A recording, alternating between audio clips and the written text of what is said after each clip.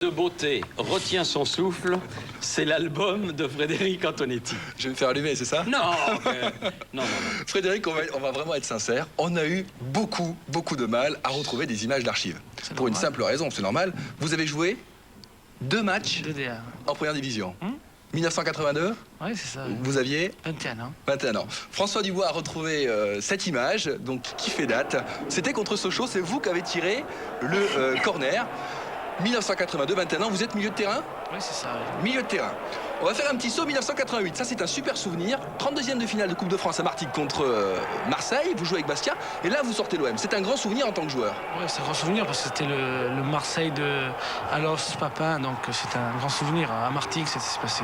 Mais c'est pas vous qui aviez marqué. C'est Tricky qui avait marqué. C'est Tricky qui avait marqué. Ouais. Alors, à l'issue de ce match, vous étiez dans les vestiaires. Et Philippe Pouy, qui était déjà à Téléfoot depuis bien longtemps, vous a retrouvé. Écoutez l'interview. 1972, ça vous rappelle quelque chose? Oui, bien sûr, je peux vous citer même l'équipe entière. C'était la première épopée en Coupe de France de Bastia et ça avait vraiment été extraordinaire. Vous aviez quel âge? J'avais 11 ans. Et ça vous a marqué? Ça m'a marqué, oui, bien sûr, hein, comme je pense tous les Corses. Non. Oui, je me rappelle Et c'est pas vrai ça. que la Coupe, c'est une histoire d'amour. Vous rêvez de quelque chose cette année en Coupe? Oui, parce que la Coupe et Bastia, ça a toujours été des périodes assez fantastiques. Ça s'appelait 72, 81, il y a eu 78 la Coupe d'Europe. L'année dernière, on est arrivé en demi-finale, on est tombé sur un bon Paris Saint-Germain en Coupe de la Ligue. Bon, on aimerait bien rééditer ça. Ouais. Alors, en 1994, vous prenez les Rennes de Bastia en Division 1. Vous êtes alors le plus jeune entraîneur de D1. Vous avez 33 ans. C'est ça. Ouais. C'est une vocation précoce? Oh, c'est une vocation d'être éducateur, d'être entraîneur, oui, parce que j'ai pris le virus à l'INF Vichy, qui est une superbe école. Et puis les dirigeants m'ont fait confiance, il fallait faire une continuité sportive à ce moment-là. Et puis bon, maintenant, c'est ma 7e année, ça dure, quoi. À cette époque-là, vous aviez des joueurs qui étaient plus vieux que vous ou pas? Je crois pas, mais il y avait des joueurs avec qui j'avais joué, ouais. Alors, on a parlé de Bastia. Ensuite, il y a le Japon. Vous avez quitté une île pour une autre. C'est une coïncidence ou...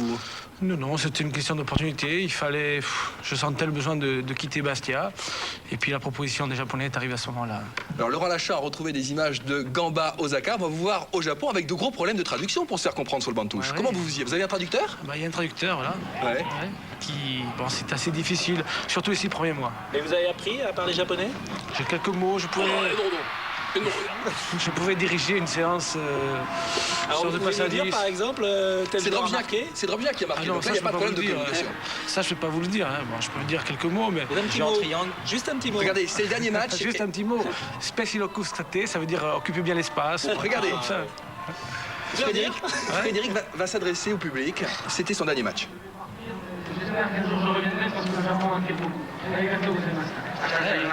Merci beaucoup. Sayonara, au revoir, bon, tout ça.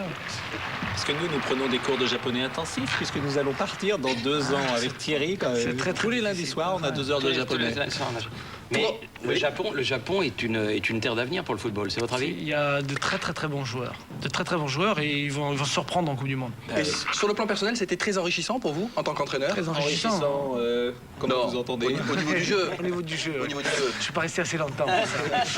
Non, au niveau du jeu, il faut faire passer son message et il faut trouver des moyens quand on parle pas la langue pour faire passer son message justement. Et ça m'a beaucoup apporté. Ouais. Alors, on va revenir en France. J'ai fait un petit sondage auprès de vos confrères de la Division 1. Et quand on dit Frédéric Antonetti, tout le monde dit c'est un fabuleux homme de banc. On va comprendre avec ces images. Regardez.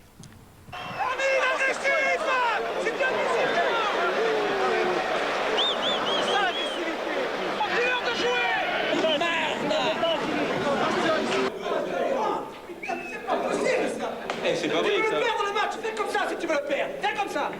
Oh, pas possible ça. Vers l'avant. Vers l'avant. Arrêtez-nous de faire 4 passes entre vous.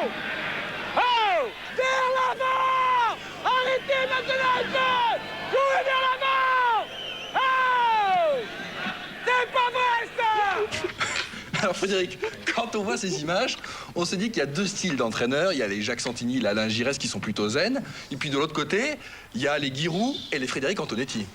Ouais, chacun son caractère. Bon, mais ça, c'était à mes débuts. J'étais un peu excité, là. Je suis un peu plus calme maintenant. Ouais.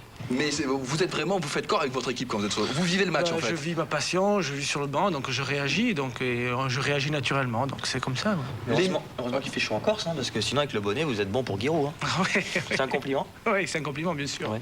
Vous faites souvent des mises au point dans les vestiaires relativement fortes au mi-temps des matchs?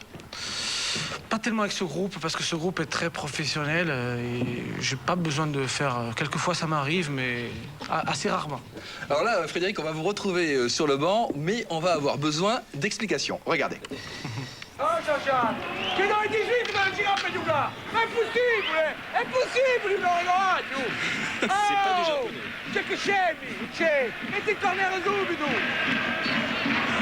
Alors là, pas grand monde n'a compris. Peut-on savoir ce que vous disiez à vos joueurs? Oh, je pense que c'était Jean-Jacques Edli, qui est un très bon footballeur et qui, dans les 18, là, tentait un petit pan ou quelque chose, et je lui dis de mettre en corner. Je dis, il est fou et c'est pas possible d'avoir des joueurs pareils qui prennent autant de risques. Parce qu'en fait, depuis quelques années, dans cette équipe, il y a relativement peu de Corses. Il y a Casanova qui pourrait vous comprendre aujourd'hui. Oui, il y a Casanova, ouais. Hein? Ouais. Il y a très peu de Corses. Et quand vous vous énervez trop, vous parlez corse. Bon, C'est vrai. Voilà. Je sais Ça, pas, c'est naturel, je sais pas.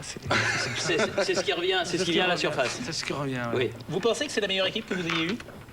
Une des meilleures, celle de 96-97 était bonne aussi. Vous avez dit la semaine dernière, il me manque 30 millions pour jouer les premiers rôles. Ça veut dire quoi? Il vous manque 30 millions pour jouer le titre? Peut-être pas pour jouer le titre, mais pour jouer peut-être 5-6 premières places, de monter de 1 ou 2 crans. Je pense qu'à un moment donné, s'il y en avait 2 joueurs de plus, je pense qu'on pourrait inquiéter les plus gros. Ouais. Et pour le moment, vous êtes 4e et vous allez défendre cette place ce soir face au Paris Saint-Germain.